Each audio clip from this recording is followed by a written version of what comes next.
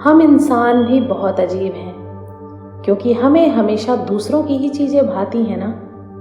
हमें लगता है कि जिस इंसान के पास धन, दौलत, रुपया, पैसा, गाड़ी, सारे वैभव है, वो ही सबसे सुखी है, उसी का जीवन सबसे सर्वश्रेष्ठ है।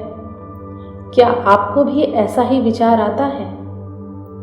इस बात को समझने के लिए हमें दो चीज़ों को जानना होगा कि धन क्या है और सुख क्या है।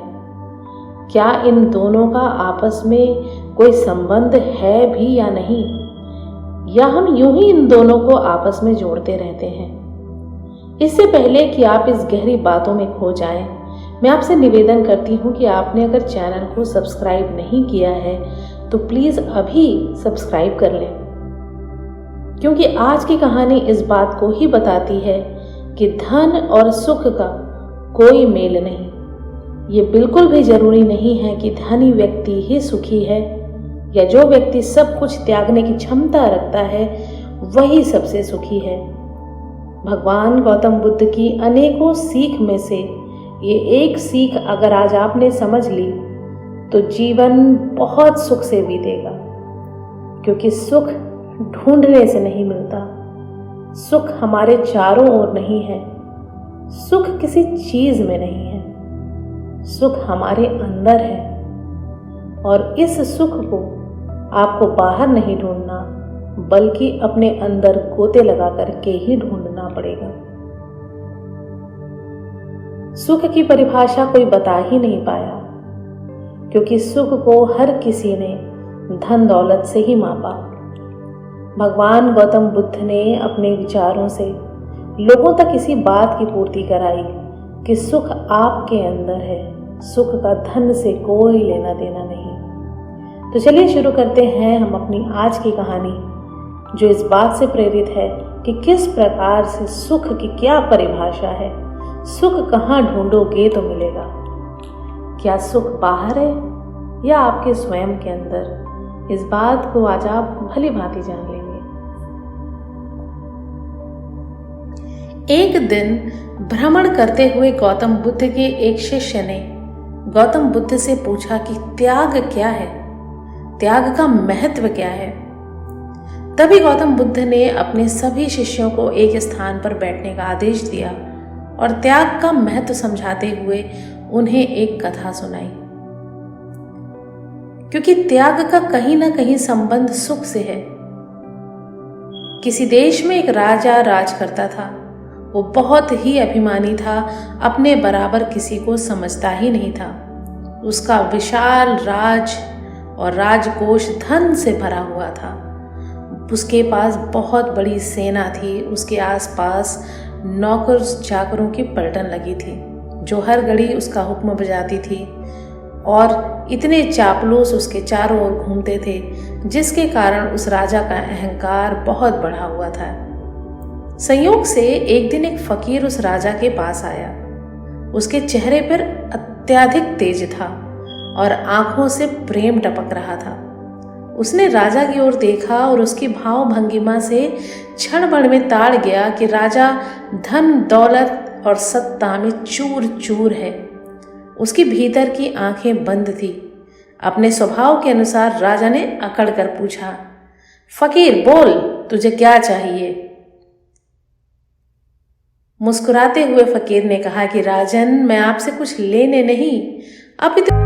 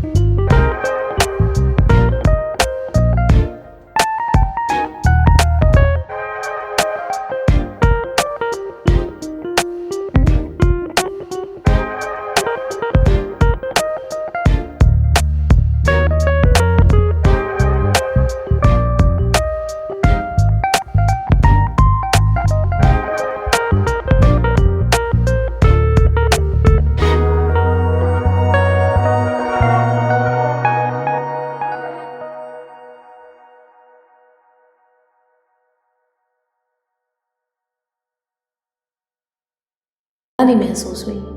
राजा को बहुत कष्ट हुआ इस बात को सोच के कि अभी तक जिस जीवन को मैं जी रहा था, वास्तविकता में वो कितना घमंड से भरपूर था। राजा को उस फकीर की बात समझ में आई।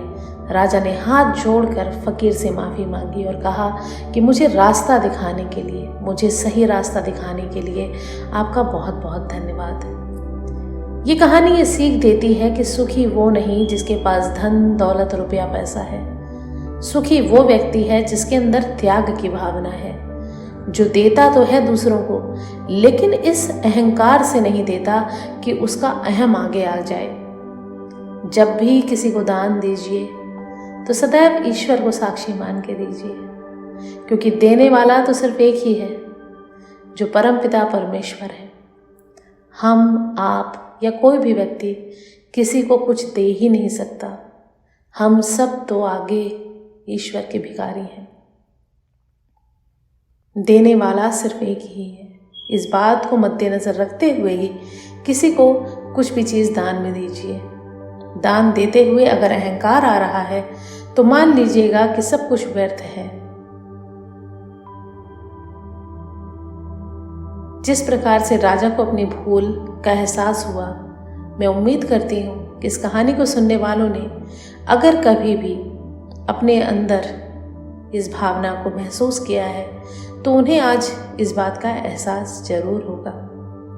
तो चलिए हम मिलते हैं अपनी अगली कहानी में। तब तक हंसते रहिए, मुस्कुराते रहिए, क्योंकि जीवन बहुत छोटा है। इस जीवन में जो अच्छा करना है अभी कर लो, कल का मुख नहीं देखना है। जीवन त्याग है और त्याग ही जीवन है। नमस्कार।